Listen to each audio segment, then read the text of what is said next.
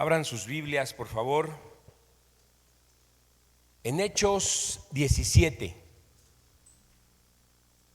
Vamos a continuar el día de hoy estudiando el capítulo 17 del libro de Hechos de los Apóstoles. En este capítulo 17 tenemos la continuación del viaje, del segundo viaje misionero del apóstol Pablo. ¿Sí? ¿Pueden proyectar el versículo 1, por favor? Gracias. Dice: más tarde Pablo y Silas pasaron por las ciudades de Anfiópolis y Apolonia y llegaron a Tesalónica, donde había una sinagoga judía. Gracias.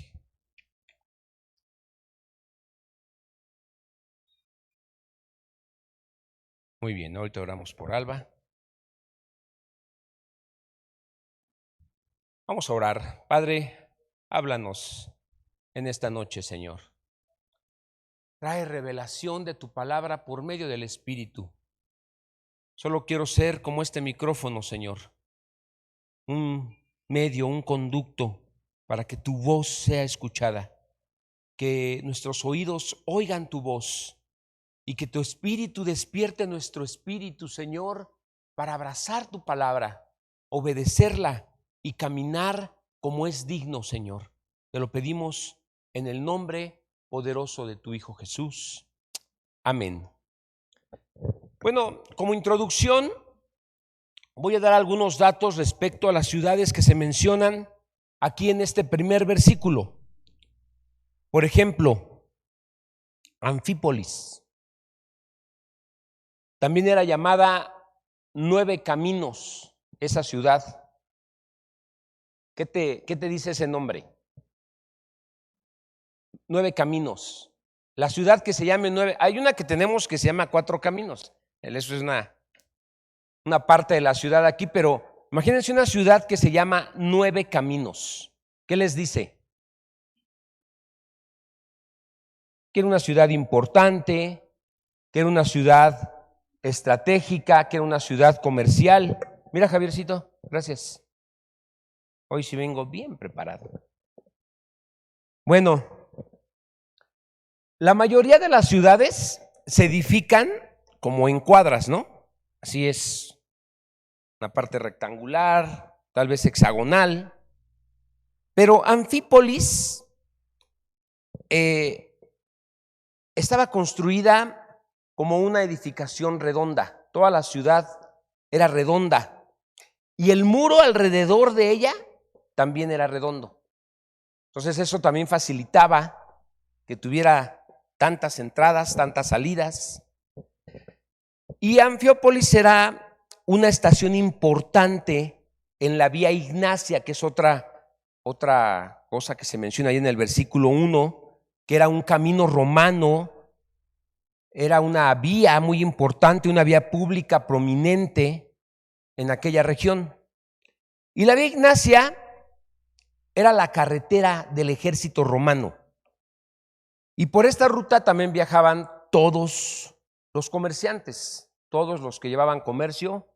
Esa era la avenida principal. Y luego Tesalónica, por su parte, dice que estaba situada a unos 61 kilómetros al oeste de Apolonia, en la Vía Ignacia.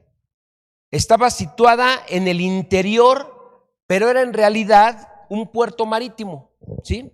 Porque de allí salían 3 ríos que se desembocaban en el mar. Entonces, como pueden ver, era una metrópoli, era una ciudad yo creo que con mucho comercio, con mucho movimiento. Y bueno, Casandro, que era un rey macedonio, la reedificó alrededor del año 315 antes de Cristo y le dio el nombre de Tesalónica en honor a la hermanastra de Alejandro Magno. Ok, vamos al verso 2. Ahora vamos a hacer una dinámica. Les voy a pasar el micrófono para que ustedes lean los versos, ¿sí? Sirve que no me desgasto tanto la voz. Entonces le voy a pedir a Carito, que está aquí a mi mano, que lea el versículo 2 y 3 de este capítulo 17. Muchas gracias por el micrófono.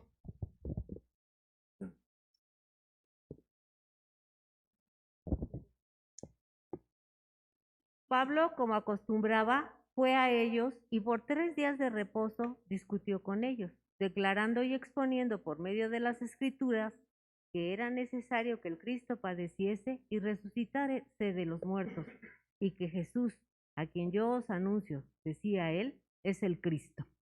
Gracias, Carito. Pablo tenía una costumbre. Cuando él llegaba a una ciudad, él se metía a las sinagogas a compartir, a predicar el evangelio.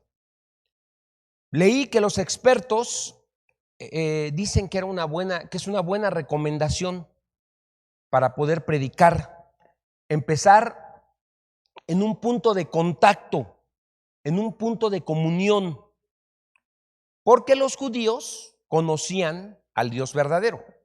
Entonces ya hay un punto de comunión allí, un punto importante. Tal vez no tenían la revelación de Jesucristo, pero conocían al único Dios verdadero. Ahora, en nuestra cultura, bueno, pues este modelo lo podemos seguir tal vez con los católicos, ¿no? Los católicos tal vez no tengan toda la revelación de Jesucristo, sobre todo en el tema de la salvación, pero tienen una Biblia que es exactamente igual a la que nosotros tenemos. Tienen también conocimiento del Dios verdadero, tienen conocimiento de Jesucristo. Entonces ya tenemos allí un punto en común y podría ser una forma en la que nosotros, de una manera más sencilla o más fácil, que a veces cuando hay una religión de por medio se vuelve muy complicado, pero guiados con el Espíritu de Dios puede ser un medio por el cual nosotros podamos compartir el evangelio. También leí otro comentario que dice que este modo de Pablo de llegar a una ciudad y meterse a una sinagoga era algo carnal de Pablo, porque dicen que cuando Dios escogió a Pablo, le dijo claramente: vas a ser escogido para llevar mi nombre, ¿a quién? A los gentiles primeramente, después a los reyes y después a tu pueblo. Y bueno, Pablo desde un principio lo vemos que invierte este orden y va primero con su pueblo, entrando con los judíos en las sinagogas y luego con los gentiles. Lo que yo creo es que al final la cosecha de Pablo se cumplió en todos los sentidos, ¿no? Vemos que recogió muy poco fruto de los judíos, pero un fruto muy abundante con los gentiles. Entonces, pues tal vez lo que vemos o lo que me llama más la atención fue el tiempo que estuvo allí Pablo. ¿Cuántas semanas fueron? 3, estuvo 3 sábados ahí continuos. Y entonces es un tiempo limitado, es un tiempo muy corto, pero en este limitado tiempo llevó a cabo toda lo que fue su obra misionera Pablo. Y bueno, pues vemos un fruto muy importante, ¿no? Muchos hombres y mujeres se convirtieron a Cristo. Qué bendición poder ser usado así por el Señor, ¿no? Que el Señor nos lleve a compartir el evangelio y que regresemos así gozosos, alegres de decir: muchos escucharon el evangelio, muchos oyeron y se convirtieron y se rindieron a Cristo. Bueno, pues no solamente les compartió a Cristo, se organizó allí una iglesia local, la iglesia de Tesalónica, ¿sí? Y Pablo fue el que les enseñó las escrituras y en un periodo tan breve discutió con ellos todas las grandes doctrinas de las escrituras. A ver, ¿cómo qué se les ocurre? Para empezar, la palabra discutir, hoy en día a lo mejor muchos dirían: no hay que ir a discutir, porque como que tenemos una connotación hoy en día de esa palabra de que pues, es irte a pelear. Y bueno, sí, a veces la regamos feo con presentar el evangelio. Yo me acuerdo cuando recién me convertí, pues lo confieso, la regué, agarré a bibliazos a mi familia, no literal que les estuviera dando bibliazos, pero les sacaba esas citas, ¿no? Que sabes que en las que cojean, y bueno, pues lejos de ser de bendición, pusieron una resistencia. Pero lo que hacía Pablo era abrir por completo las Escrituras. Y declaraba y exponía evidencia de la palabra. Pero otra vez la pregunta, ¿de qué? ¿Qué exponía? Sí, hermana Vicky. La muerte y resurrección de nuestro Señor Jesucristo. Les decía, era necesario que Cristo padeciese y resucitase, incluyendo también la doctrina del arrebatamiento de la iglesia. No se dice allí, pero después vemos y sabemos en la primera carta a los de Tesalónica que habla de este tema, ¿no? Del arrebatamiento de la iglesia. Pero los judíos en aquella época, pues, tenían una confusión, vamos a decir, una confusión natural. ¿En qué sentido? Mira, cuando tú lees el Antiguo Testamento, hay como dos posturas, ¿sí? Que surgen, que se entremezclan, y es algo complejo, es a veces difícil. Ahora que nosotros tenemos una visión siglos después de todo lo que hay, comentarios, revelación del Espíritu Santo, traducciones diversas de la Biblia, nos es más fácil comprenderla. Pero yo lo veo así, miren, es como cuando vamos en una carretera, vamos viajando en coche y tú ves cómo están las montañas y a tu vista, a tus ojos, parece que una montaña está aquí la montaña y atrásito está la otra, ¿no? Así se ve.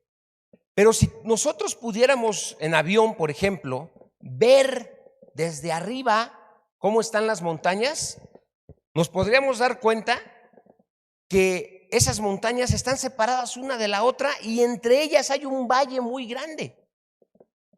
Me pasó apenas que fui a Veracruz, subimos un cerro en coche y de repente vi el pico de Orizaba.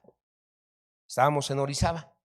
Entonces le digo al hermano, porque íbamos a ir a comer carnitas, le digo, mejor vamos allá. Me dice, no, hermano, está bien lejos. Él tenía una palabrita que decía, a su mano, está muy lejos. Y entonces dice, a su mano, no, está muy lejos. Y le digo, pero aquí está se veía el pico hermoso de Orizaba, así blanco, ¿no?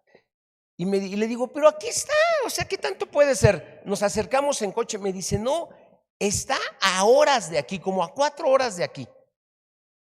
Pero tu vista, así, se veía como que estaba aquí, ¿no? O sea, como decir, aquí en San Juanico. No, estaba lejos.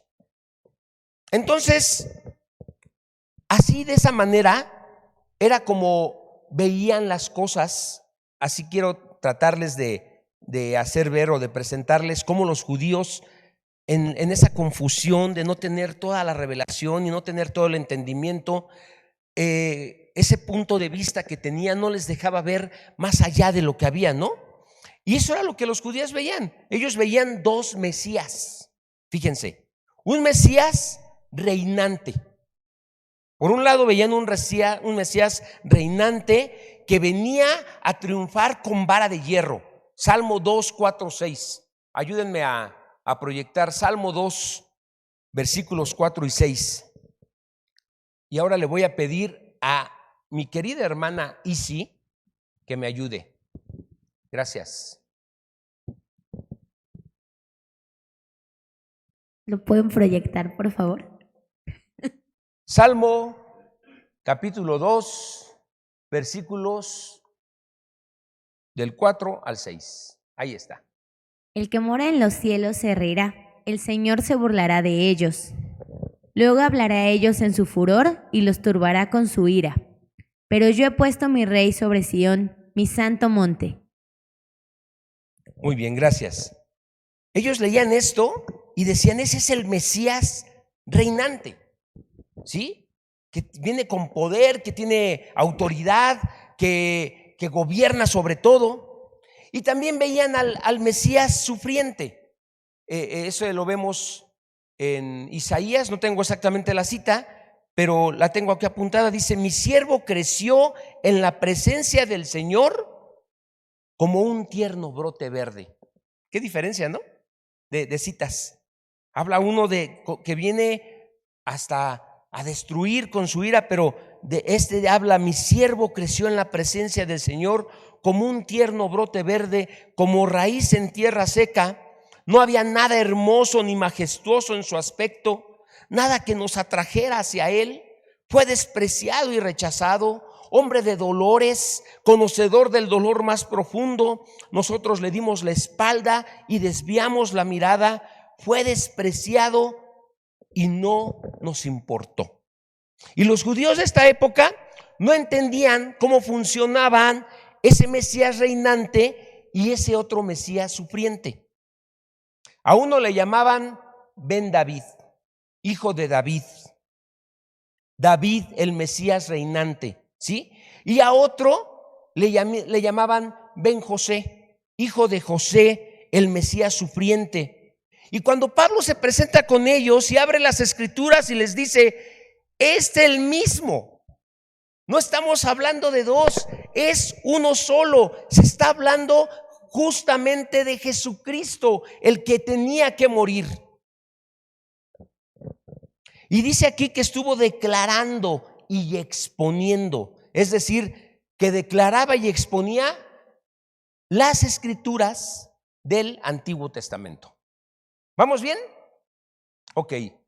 Si tienen dudas, levanten su manita, por favor, y no pasa nada, nos esperamos, comentamos, platicamos.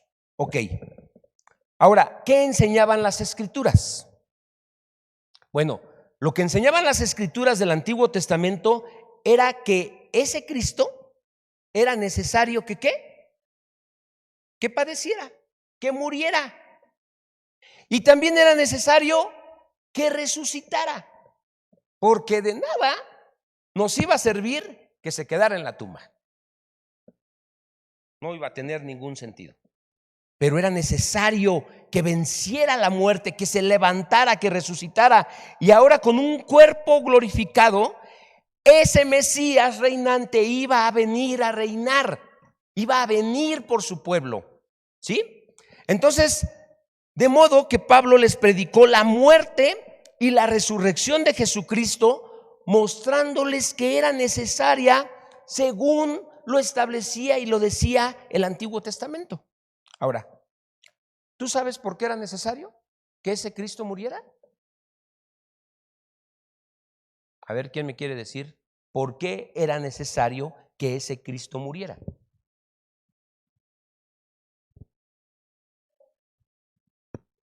Por mi pecado y por tu pecado. No nada más el de la familia Suárez. Por mi pecado y por nuestros pecados. ¿Sí? Por eso era necesario. Y hoy en día, de repente te encuentras con gente que cree que no tiene pecado. ¿Sí? Y es necesario este mensaje que se presentó hace siglos, que sea el mismo mensaje que estemos presentándole a la gente y que les estemos diciendo que era necesario que ese Jesús entregó su vida por amor para limpiarte, para lavarte, para purificarte y perdonarte de todos los pecados que hemos cometido. La gente cree, se han tragado la mentira de que el hombre es bueno por naturaleza. Y no es así. No es así. Y en la actualidad, pues con demasiada frecuencia, la resurrección ya no es la parte central del mensaje cristiano. No se habla mucho de la resurrección, pero en este mismo momento ese Señor en el que hemos creído está vivo, está en la presencia de Dios. Es un Dios que se levantó de la muerte, que está a la diestra del Padre, y es un Dios reinante, es un Dios que gobierna, es un Dios que tiene voluntad. Y ese Dios te ama. Y ese Dios fue el que por su muerte te limpió y te perdonó de todo pecado. Por eso, hermanos, la cena del Señor es el mensaje central aquí en nuestra congregación. Y no queremos que se vuelva algo cotidiano, aburrido, ¿sí? Porque es el mensaje más importante de nuestras reuniones. Cada domingo debería de ser un día de resurrección. Cada domingo debería de regocijarnos el saber que nuestro Señor Jesucristo vive, que nuestro Señor Jesucristo reina, que nuestro Señor Jesucristo venció a la muerte. Recordemos que el primer día de la semana fue cuando Jesucristo resucitó de los muertos, ¿sí? Tengámoslo siempre presente. Entonces, el hecho es que la resurrección de Cristo fue la base de toda la predicación del Nuevo Testamento. Cuando ustedes, todo lo que estamos viendo ahorita de Hechos y todos los libros subsecuentes tienen como sello precisamente esa predicación de que Jesucristo resucitó. Bueno, resumiendo, decimos entonces que Pablo estuvo en Tesalónica, ¿cuántos días? 3 semanas. Fueron 3 días en sábado, ¿sí? De reposo, y que la resurrección de Cristo fue su mensaje central, que murió por mi pecado y que resucitó para mi esperanza, ¿sí? Un Mesías muerto no funciona, hermanos. Un Mesías muerto no funciona. Por eso Buda, híjole, pues habrá sido un buen hombre y lo que podrían decir, pero murió. Y nuestro Mesías está vivo, ¿sí? Y ojo, cuando predicamos, debemos predicar lo que dicen las Escrituras. Sí está bien que compartas tu testimonio, sí está bien que hables de lo que el Señor hizo en ti, y yo creo que es algo válido, es algo precioso, es algo poderoso que el Señor hizo, pero no deja de ser un testimonio de hombres.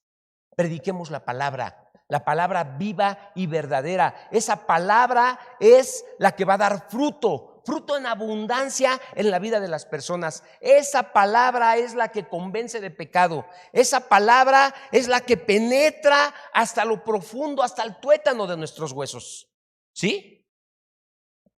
La palabra es poderosa. Y Pablo decía: no me avergüenzo del evangelio, porque es poder. ¿Para qué? Para salvación. Por eso es la palabra lo que debemos compartir. Y Pedro decía: siendo renacido no de simiente corruptible, sino de la palabra de Dios que vive y permanece para siempre. Ok, ahora observemos cómo lo recibieron. Vamos al versículo 4. Le voy a pedir a mi hermano Ray, si me hace favor, que lea el versículo 4. Me quedé pensando en algo. ¿Puedo hacer un comentario? Sí, claro que sí. Sucede que ahora que preguntaste por qué tenía que morir el Señor Jesús, pues habían dos razones principales que todo el mundo sabe, pero que nosotros tenemos que tener bien claro cuando predicamos, porque cuando hablamos con la gente y le decimos que Cristo vino a morir por nosotros, sobre todo gente que tiene un cierto grado de preparación, nos creen que es algo que nosotros inventamos, pero cuando le referimos estas dos verdades principales que se encuentran en las Escrituras, y la primera, que vino a cumplir con la ley. La ley está escrita en las Escrituras y tenemos una evidencia. Claro. Y la segunda, es que vino a cumplir con los profetas, con la profecía. Por lo anunciado que era necesario. Y eso es bien importante porque todas esas son fuentes fidedignas, fuentes que ellos pueden checar y no tienen ninguna forma para rebatirnos. Ahora, ¿quién era él para cumplir esto? Pues ni más ni menos que él era perfecto. Y si él no hubiera muerto si él tuviera algún pecado, quiere decir que él no hubiera podido cubrir con la redención de nuestras vidas. Eso nada más es bueno. Y por eso Satanás, cuando él estaba en el desierto, quiso tentarlo, porque si hubiera conseguido que cayera en esa tentación que le puso, nosotros ya hubiéramos perdido la posibilidad de ser salvos, ¿no? A mí me han rebatido mucho esta parte. Ay, tu Dios, ¿quién es tu Dios? ¿Y por qué tienes tanta confianza en eso? Y bueno, aquí tenemos nosotros que ser tener esta palabra si muy le decimos, clara. no, es que Él me transformó y me cambió, no deja de tener un impacto, pero pues no tiene una trascendencia eterna como sí lo tiene lo que está escrito en la palabra. Y lo que dices es algo muy fundamental. La palabra es la que penetra hasta los huesos. Tú puedes predicar tu testimonio, puedes emocionarlos. Exacto. Pero la palabra de Dios es la que penetra, no eres tú, no es tu testimonio, no es de las ganas que le eches. Dice la palabra de Dios que es viva y es eficaz, que Amén. penetra hasta las coyunturas y divide el espíritu y el alma. No eres tú, así simplemente tienes que creer esto. Entonces, ¿a qué nos lleva esto? A que tenemos que conocer la palabra.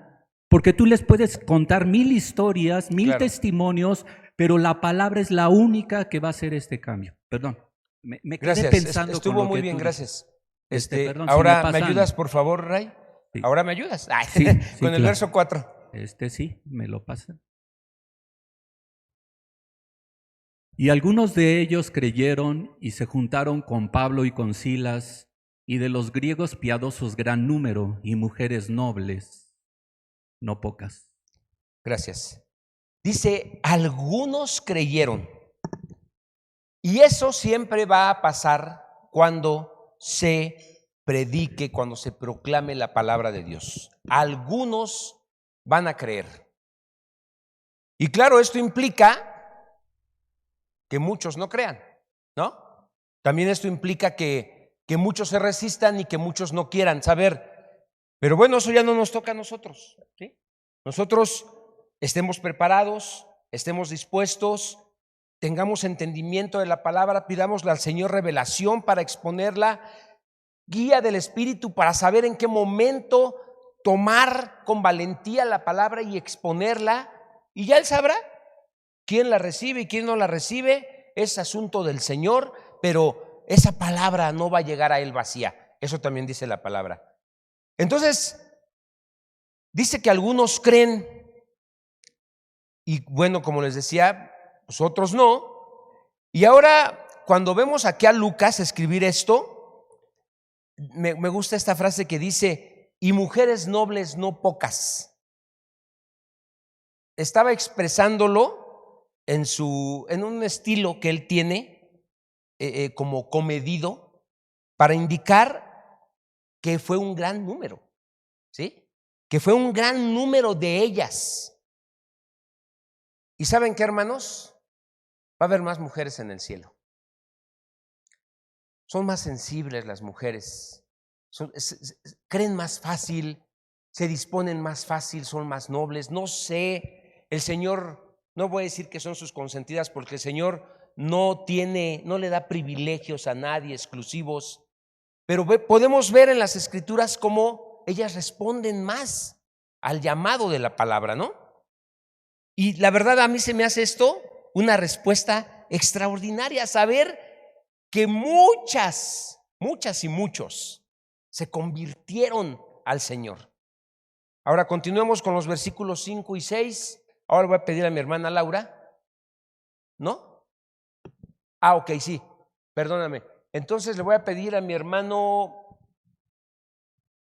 No, mi hermano. Ay, Enrique, perdóname, Enrique, se me fue tu nombre. No te preocupes. Venga, mi Quique. No te preocupes, Javier. Está bien.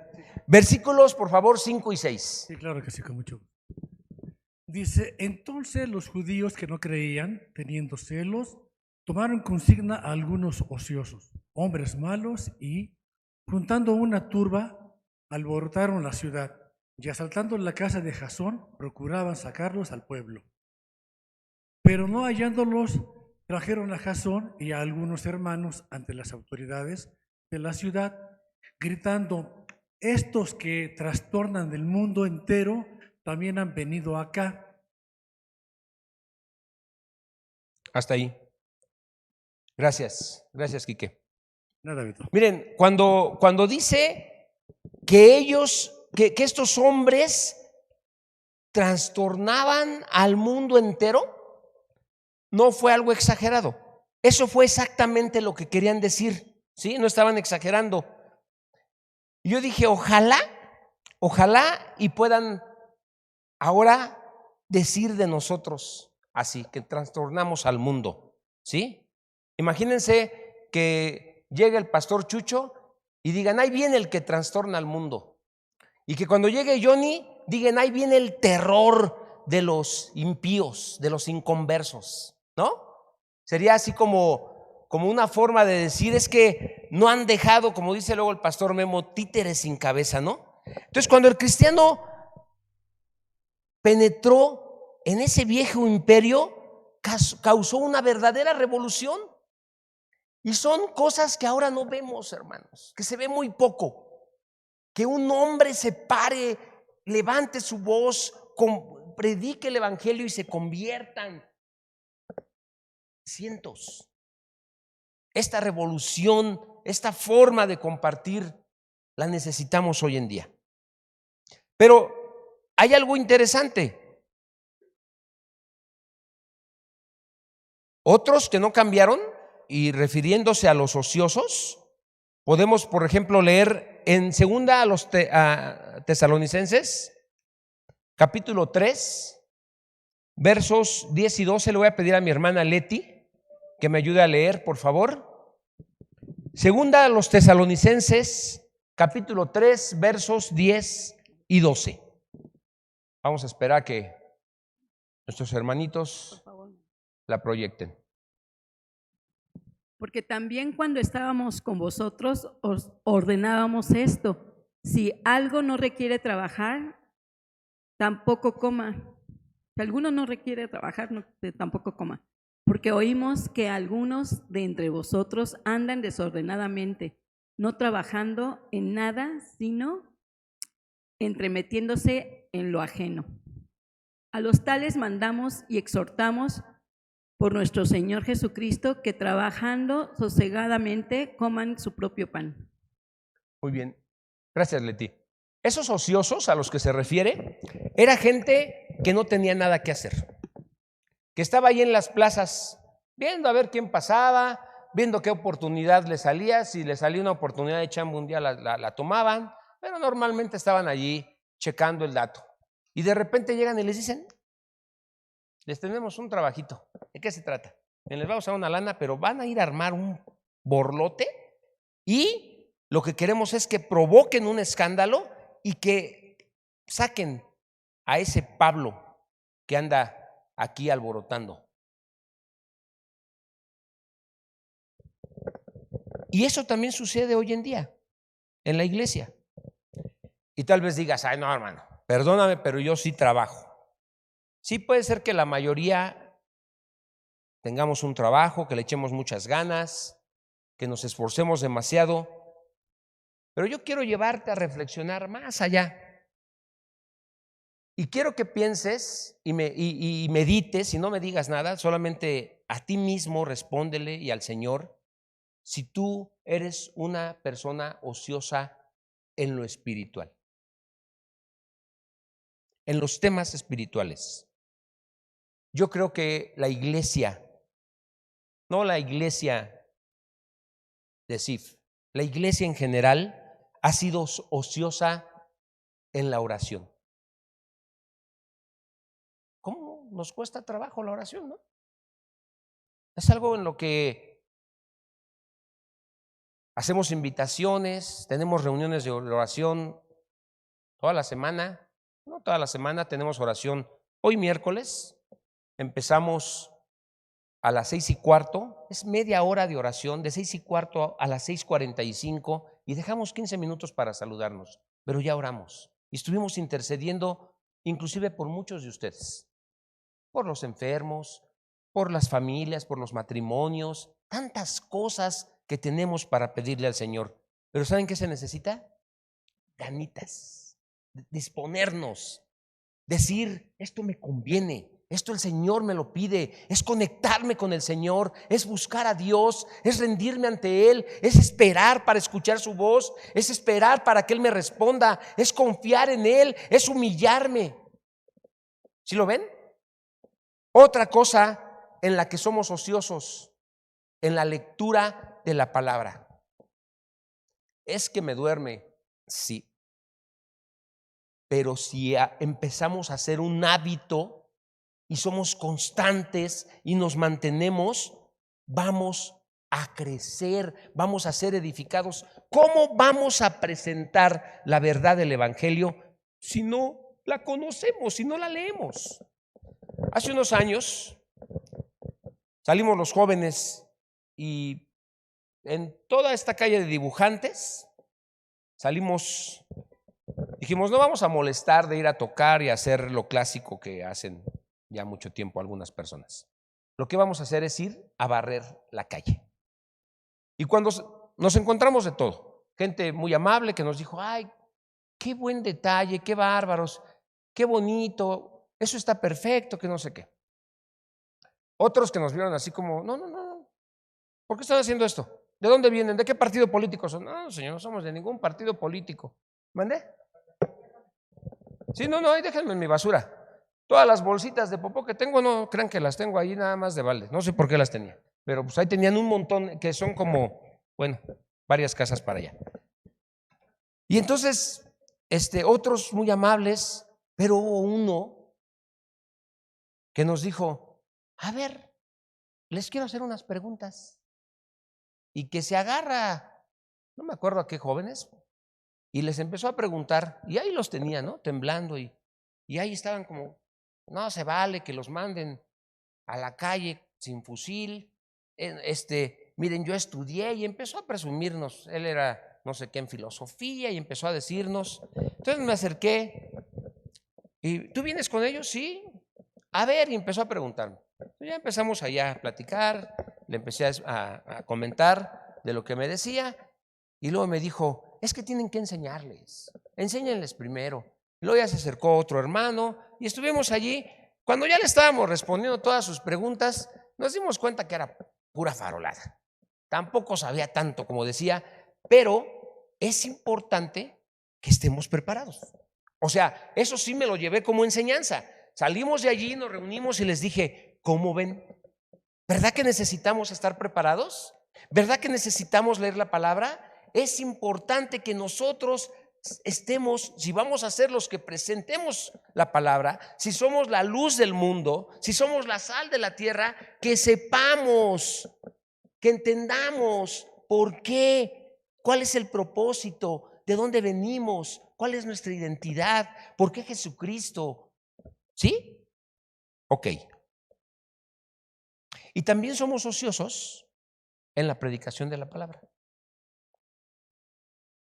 Ayer mi amada Rebe me contó algo que me gustó mucho. Yo no lo hubiera hecho, honestamente. Ella estaba en un lugar y escuchó a una señora que estaba pues, como quejándose, sufriendo, diciendo que entendió que algo malo le había pasado. Y entonces dice que el Espíritu la hizo que se interesara y que se acercara, no que estuviera de ociosa, ¿sí? No estaba de chismosa, pero el Espíritu la movió a eso. Entonces estuvo allí y escuchó que a su hija en diciembre la habían matado, la habían enterrado aquí en el cuello algo y le mataron a su hija. Y ella sabía que estaba con dolor y que estaba en una situación difícil. Y entonces dijo, pues voy a compartirle el evangelio. Y entonces, estando allí, la mujer se fue y Rebe dijo, chin, ya se me fue. ¿Qué hago? Pues la voy a seguir. Iba atrás de ella. Y la otra ni cuenta se dio, se metió a la panadería, al globo, y que se mete Rebe también al globo. Y luego a la señora se le olvidó la charola y dice Rebe, ay, la charola también a mí. Y ya se regresaron ahí las dos por la charola. El asunto que ya estaban comprando, pagaron en la caja y de repente pues ya se empezaron a caminar juntas y se dio el momento de que pudo ya tener allí, verse, platicarse y todo.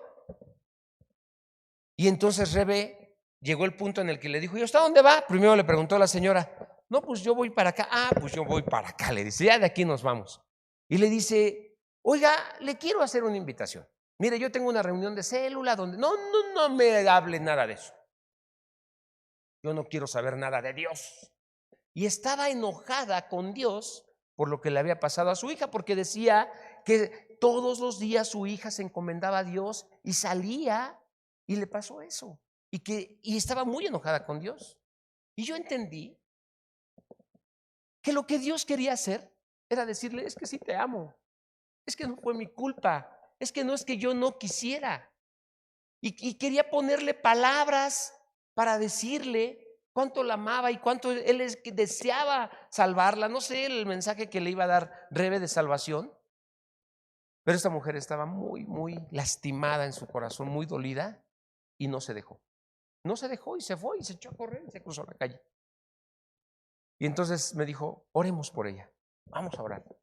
Y oramos por ella. Y les pido, no supimos el nombre, pero miren, el Señor que la ama y que es un Dios bueno y misericordioso, sabe el nombre y sabe perfectamente quién es. Cuando ores, acuérdate de ella.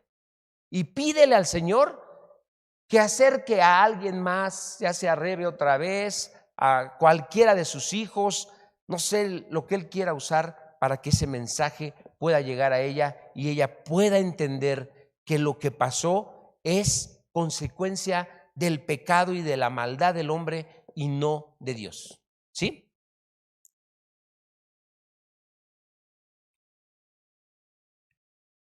Y dice en los versículos del 7 al 9, y Jasón los ha recibido, todos ellos contravienen los decretos del César diciendo que hay otro rey, Jesús.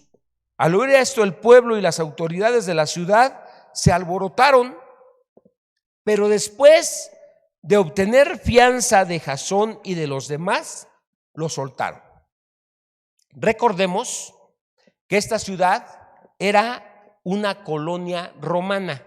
Entonces, esta colonia funcionaba bajo los dictámenes del César, ¿sí? Y entonces vemos que una vez que recibieron la fianza, Jasón y los demás, Pablo, los soltaron y los dejaron irse. Versículo 10. Le voy a pedir a mi hermana Han que lo lea, por favor. Preguntas, hermanos. A ver, ahorita antes de que pasen con Han, vamos con el pastor Chucho. Antes de que pases al Sí. 10. O sea, veíamos desde el 4, dice, y algunos creyeron. Ajá. ¿Sí? Venías desarrollando cómo se fue esto de acuerdo a la escritura. ¿A dónde llegó Pablo? A la sinagoga. Ahí fue donde llegó. ¿Quiénes son esos algunos que creyeron? Los judíos. Sí. Porque después agrega, dice, y de los griegos piadosos, muchos. No fueron pocos, o sea, está distinguiendo. Los pocos que creyeron eran judíos. Los muchos eran los griegos. ¿Y las mujeres nobles? Muchas. Los dice de otra forma, pero también está No diciendo eran pocas, muchas. eran muchas. Ajá. No pocas, ¿no? Entonces vemos el impacto que tiene la predicación de la palabra de Pablo, que inicia en una sinagoga, pero en la sinagoga era lugar de reunión no solo para los judíos, les daban chance de que llegara otra gente, que ellos los querían hacer prosélitos luego, que se volvieran al judaísmo, pero era un lugar donde mucha gente que tiene hambre va a buscar de Dios. Y entonces crea un impacto y esto trastorna, dice, trastornaron el mundo. Pero no está hablando de este trastorno o de este alboroto que Claro. después crean los que se encelan, sino está hablando de un trastorno en el reino de las tinieblas. ¿Sí? Cuando la palabra de Dios penetra en un ser humano, en realidad se está rescatando un alma del infierno o del reino de las tinieblas. Porque acuérdense que la Escritura dice que Satanás es el príncipe de este mundo y tiene un gobierno o una forma en donde está él reinando, que es el sistema de este mundo. Y cuando habla de aquí de que está trastornando el mundo, empezó a trastornar eso que en esa corriente que toda esta población de Tesalónica vivía bajo el Imperio Romano y siendo ellos gentiles, ¿sí? Obviamente vivían con esa corriente del mundo. Después ya más adelante vamos a ver cuando llega a Atenas cuántos dioses tenían los atenienses, los griegos. Y toda la idolatría que hay ahí. Y entonces les llega a hablar del único Dios verdadero y obviamente cuando esto sucede en nuestros tiempos, cuando tú le compartes el evangelio a alguien, estás afectando el sistema de este mundo. Una persona que ya no va a tomar a lo mejor, que ya no va a decir groserías, que si antes era ociosa ahora va a trabajar y va a dar para los pobres y eso necesariamente va a provocar en otros que están en ese sistema oposición, Sí. celos, y van a querer combatir eso que se está levantando para derrocar. Jesús lo dijo de otra manera: nadie puede entrar a la casa de un hombre fuerte si antes no le ata. Y una vez que lo ató, entonces puede saquear esa casa. ¿Qué es lo que hizo Jesús? Los mismos evangelios dicen que apareció el Hijo del Hombre para deshacer las obras del diablo. Y al predicar nosotros del Hijo del Hombre o del Hijo de Dios, se están deshaciendo las obras del diablo. Y por supuesto que el diablo no se va a quedar tranquilo. Está siendo alterado en su sistema. ¿Sí? ¿Y qué es lo que quisieron combatir? Bueno, a la fuente que estaba trastornando. ¿Sí? Claro. Y esa fuente eran los apóstoles que estaban yendo, Pablo, Silas, Timoteo. Porque también aquí, si leemos bien, ya no está Lucas. No está Lucas. Por el lenguaje que usa Lucas, dice que ellos pasando por ahí, ya no dice pasamos. Ellos van pasando ya, como que Lucas se quedó Lo describe atrás, nada más. pero sigue la narración él de lo que él mismo investigó. Y entonces ya nada más están ellos tres, ¿sí? Pero están afectando. Y lo menciona más adelante Sí. y dice cómo se quedaron. Está afectando todo eso y vemos la presencia. Miren, qué importante es porque no tenemos que destacar mucho. Jasón es el único lugar donde se le menciona a Jasón. ¿Sí? Pero ¿qué labor hizo? Era un hombre hospitalario porque de seguro se quedó Pablo en esa casa. Estaban hospedados Pablo, Silas y Timoteo. ¿Sí? Y tenemos que saber el riesgo también de enrolarnos en la milicia de Dios. Hay riesgos.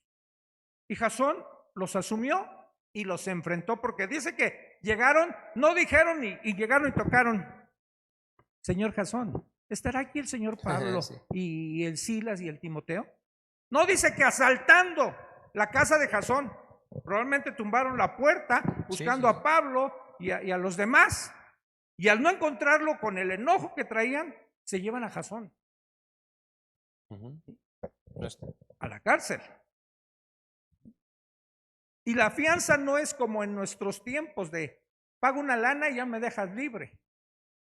No, la fianza en ese entonces era como prácticamente quitarle sus propiedades,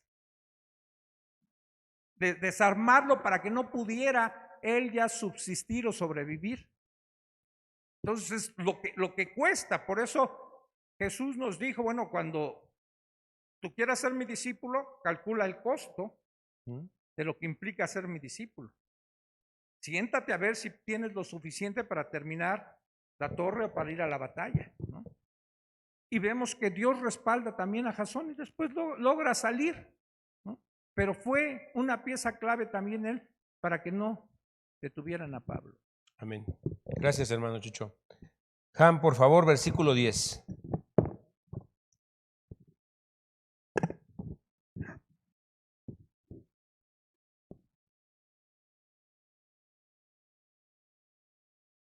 Tan pronto como se hizo de noche, los hermanos enviaron a Pablo y a Silas a Berea, quienes al llegar se dirigieron a la sinagoga de los judíos. Estos eran los sentimientos más nobles que los de Tesalónica. ¿Sentimientos? De modo que estuvieron muy dispuestos a recibir el mensaje y todos los días examinaban las escrituras para ver si era verdad lo que se les anunciaba. Ok. ¿Qué onda con Pablo? Lo sacan, lo liberan, se lo llevan, cuidándolo, protegiéndolo, llegan a Berea y dice que en cuanto llegaron, ¿qué hizo Pablo? Otra vez entraron en la sinagoga de los judíos. ¿Sí? Uno creería, no, y ahora sí ya con esto, ya aprendió la lección Pablo y pues esto lo va a desanimar, por lo menos va a dejar pasar un tiempo. Él tenía bien claro cuál era su tarea, cuál era el propósito, por qué el Señor lo había llamado y no perdía el tiempo. Pero ¿cómo puedes detener a un hombre que tiene esa convicción, que tiene esa certeza, esa seguridad de lo que el Señor le está pidiendo? Bueno, nosotros nos agüitamos a veces porque nuestros amigos ya no nos quieren hablar. Ya andamos, ¿no? Pues es que ya no me hablan. Sin embargo, vemos que esto no fue el caso, ¿no?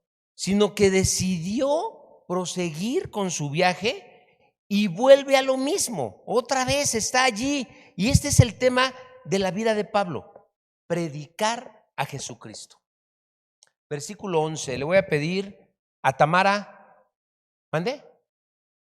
Han, no seas encajosa, Han. Ok, lo vuelvo a leer. Estos eran más nobles. ¿Quiénes? ¿Quiénes eran más nobles? Los de Berea eran más nobles que los que estaban en Tesalónica, pues recibieron la palabra con toda solicitud, escudriñando cada día las escrituras para ver si estas cosas eran así. Quiere decir que esta gente era más razonable, ¿no? Y eran nobles, o sea, más sensibles. Sí, eran más sensibles y estaban muy abiertos a escudriñar las escrituras.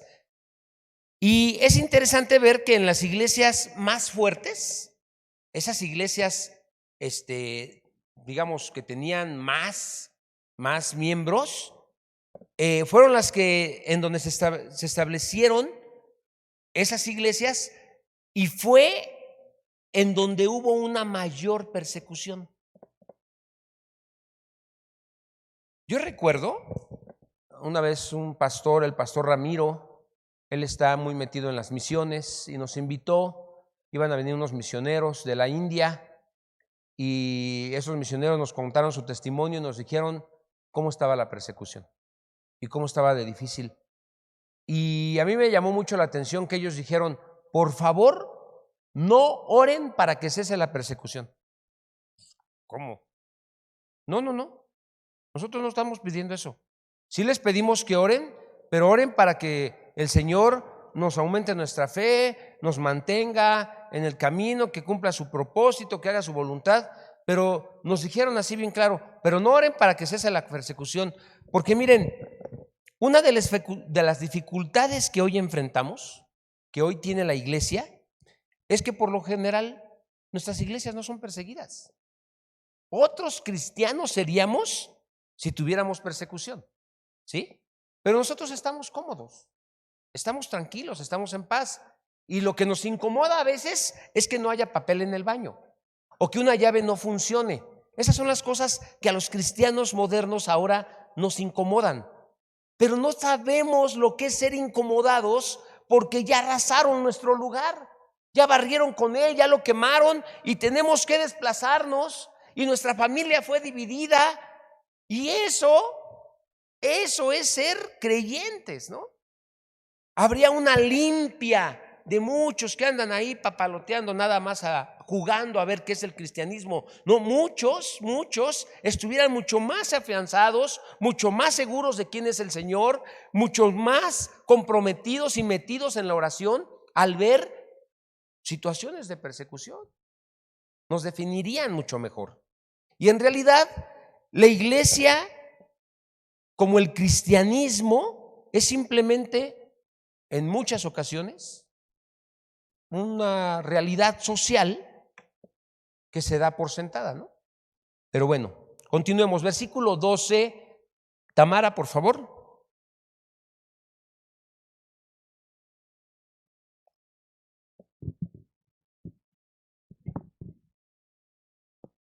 Dice, así que creyeron muchos de ellos y mujeres griegas de distinción y no pocos hombres.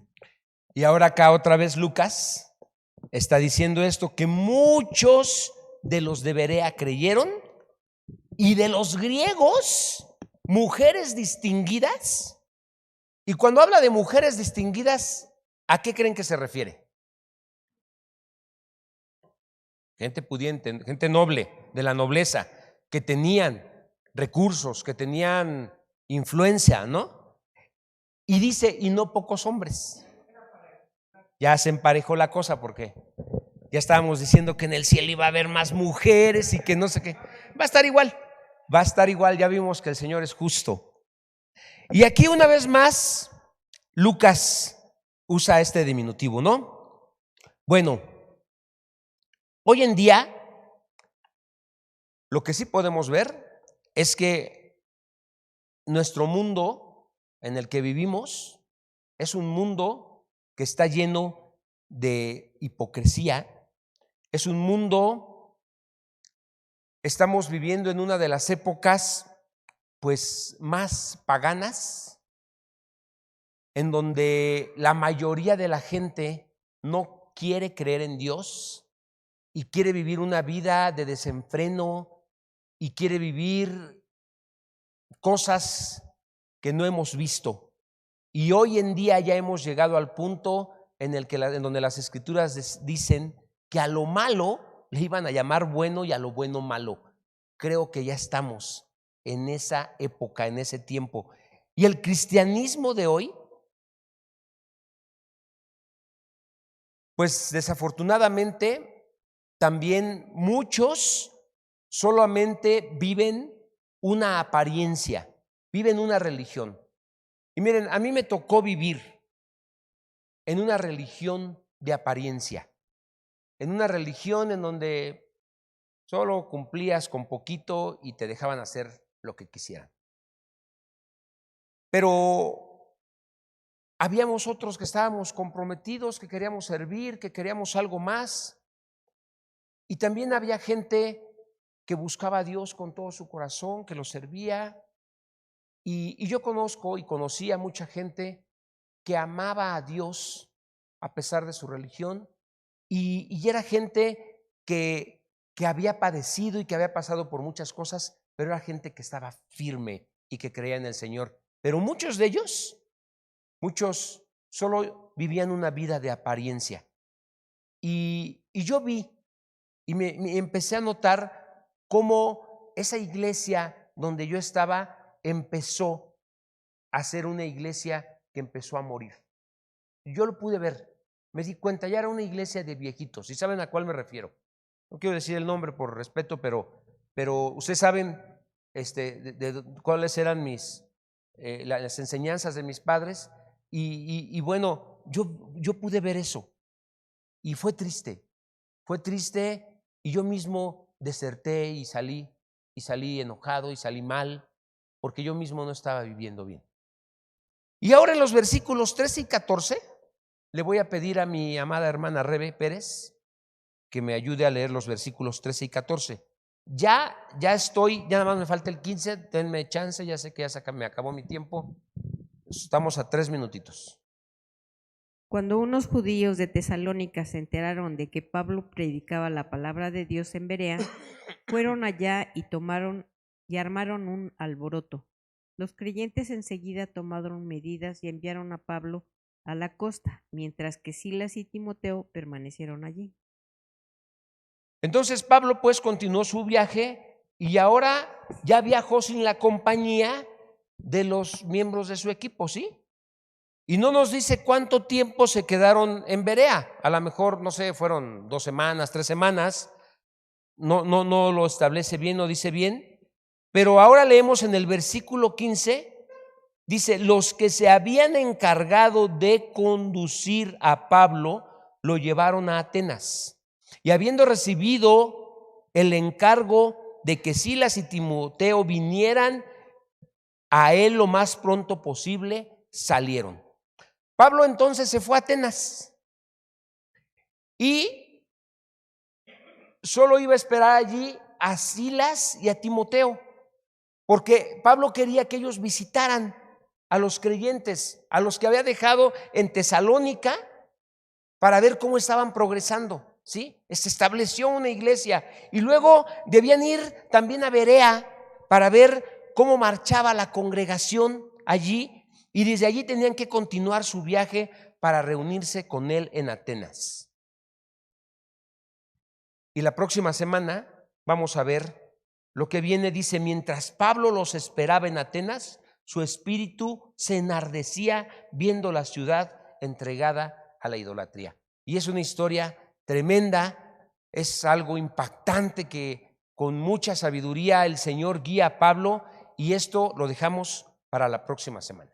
¿Les parece? Padre, gracias por esta palabra.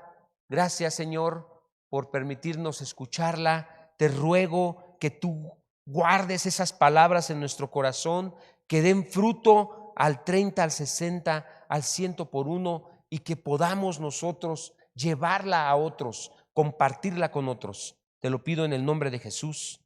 Amén. Gracias, hermanos. Dios les bendiga.